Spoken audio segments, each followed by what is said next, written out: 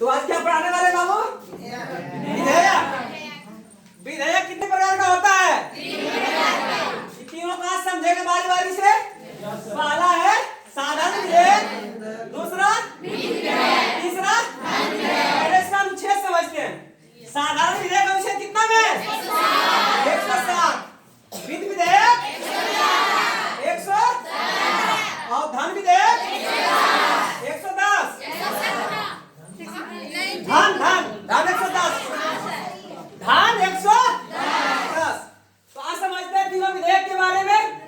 विधेयक क्या होता है इसका समझता है ना? कि एक लेखा जोखा जो संसद के समक्ष प्रस्तुत किया जाता है उसको कहते हैं विधेयक। इस बार जो विधेयक पेश किया गया उसका कलर क्या था? लेवेंडर।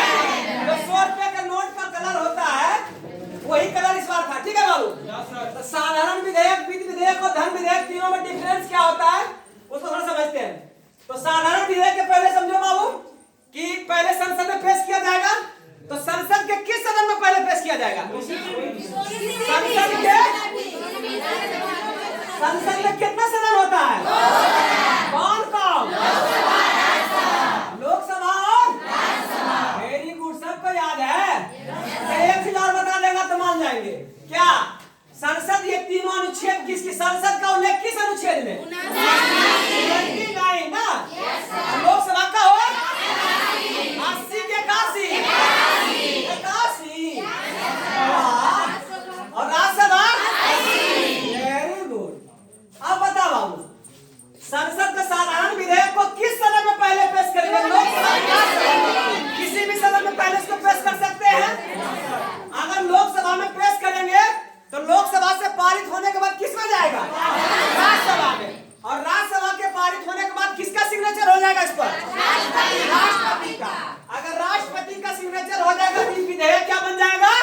कानून, एक्ट में बदल जाएगा। और जब तक सिग्नेचर नहीं होगा तब तक विधेयक विधेयक ही रह जाएगा। ठीक है?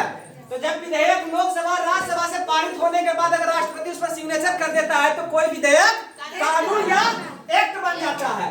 तो ये 3 आर्टिकल। उसके बाद इसके बीच में बहुत सारे प्रक्रिया है, इसको थोड़ा सा समझते हैं साधारण विधेयक को लेकर के। अगर साधारण विधेयक पहले लोकसभा में आया, उसके बाद अगर राज्यसभा में गया तो राज्यसभा उस पर कुछ संशोधन कर सकता है, संशोधन कर सकता है, या फिर अपने पास कितने दिनों तक सुरक्षित रख सकता है? 6 महीना तक ले। 6 महीना तक वो अपने पास रोक सकता है और कुछ संशोधन करके वो वापस लोकसभा में भेज सकता है। अगर वो लोकसभा में भेज दिया और लोकसभा उसको मानने से इनकार कर दिया तो क्या होगा? इस परिस्थिति में राष्ट्रपति क्या करेगा? दोनों को साथ साथ बुलाएगा। कि कौन बुलाएगा संयुक्त अधिवेशन? राष्ट्रपति। अनुच्छेद कितना के क्या है? 108 के तहत राष्ट्रपति लोकसभा और राज्यसभा के संयुक्त अधिवेशन बुलाता है। और अगर गतिरोध उत्पन्न होने के कारण संयुक्त अधिवेशन राष्ट्रपति बुला लिया तो इसकी अध्यक्षता कौन करेगा? लोकसभा अध्यक्ष। लोकसभा अध्यक्ष। लोकसभा अध्यक्ष को कोरोना हो जाए तो उपाध्यक्ष। ठीक है, तो याद रखना। अगर गतिरोध उत्पन्न हो गया तो, नहीं तो पास हो गया तो पास हो गया, नहीं तो 6 महीना तक लोग अपने पास रख सकता है। तो साधारण विधेयक में पैसा से संबंधित इसमें लेखा जोखा नहीं मिलता है। ठीक है? अब आ जाते हैं वित्त विधेयक। वित्त विधेयक, वित्त विधेयक। उससे पहले थोड़ा सा धन विधेयक समझ लेते हैं, उसके बाद ना वित्त विधेयक पहले पढ़ाते हैं। तो वित्त विधेयक में क्या है? इसमें जितना भी धन से संबंधित जितना भी विधेयक होगा सब वित्त विधेयक होगा। जितना भी धन से संबंधित विधेयक होगा वो वित्त विधेयक होगा। ठीक है बाबू? तो वित्त विधेयक का उल्लेख अनुच्छेद 100। अब बता बाबू वित्त विधेयक को पहले किस सदन में पेश किया जाता है? लोकसभा। वित्त विधेयक को साधारण विधेयक की तरह नहीं किसी सदन में पेश कर। इसमें कंडीशन है कि वित्त विधेयक को पहले किससे पेश किया जाएगा? किसके अनुमति से? राष्ट्रपति। राष्ट्रपति की अनुमति से वित्त विधेयक को पहले लोकसभा में ही पेश किया जाएगा, ऐसा कंडीशन है। साधारण विधेयक की तरह इसमें किसी सदन में पेश नहीं किया जाएगा। पहले किसमें पेश किया जाएगा? लोकसभा में। अब लोकसभा में जैसा ही वित्त विधेयक पेश हो गया फिर ये साधारण विधेयक की तरह ट्रीटमेंट करने लगता है।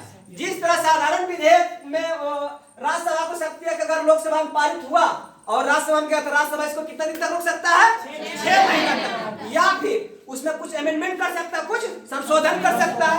अगर उस संशोधन को लोकसभा नहीं मानेगा तो क्या हो जाएगा? गतिरोध उत्पन्न हो जाएगा दोनों सदन में झटम झोटी हो जाएगा ना हो। अगर झटम झोटी हो जाएगा तो इसका निष्कर्ष क्या करेगा? राष्ट्रपति निष्कर्ष निकालेगा और बस होगा, उतने काम है, सिर्फ बुला देगा, लेकिन ओकरा अध्यक्षता क्या करेगा? क्या हो? तो फिर ये क्या हो गया? जैसा ही लोकसभा में पेश हुआ, ये साधारण विधेयक की तरह ट्रीटमेंट करने लगा, जिस तरह साधारण विधेयक में होता है उस टाइप से। कॉन्सेप्ट क्लियर हो गया बाबू?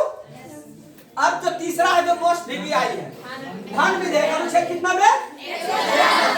110। तो धन विधेयक देखो बाबू, तो धन विधेयक, कोई भी विधेयक धन विधेयक है या नहीं है, इसका निष्कर्ष क्या निकालता है? लोकसभा अध्यक्ष। कोई भी विधेयक धन विधेयक है या नहीं है, इसका निष्कर्ष क्या निकालता है? तो क्या उसका मन हो जाएगा सभी विधेयक को धन विधेयक का देगा? नहीं। इसके पीछे क्या कंडीशन होना चाहिए कि उस विधेयक में या तो संचित या आकस्मिक विधि से धन निकालने या जमा करने से संबंधित उल्लेख रहेगा, उसी को यह धन विधेयक कह सकता है। कहा कि पैसा से संबंधित तो वित्त विधेयक होगा, जितना भी पैसा संबंधित होगा सब वित्त विधेयक होगा, लेकिन सभी वित्त विधेयक धन विधेयक नहीं हो सकता।